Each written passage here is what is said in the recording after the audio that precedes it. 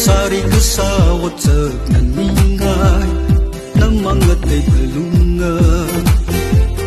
Kecil kata apa min soda Leisha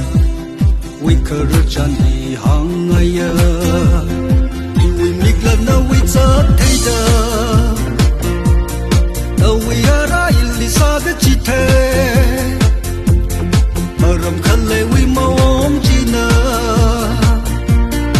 Awi migyan machula thay chinga Ay kishi Khakwa mashokla na wi upungli Atum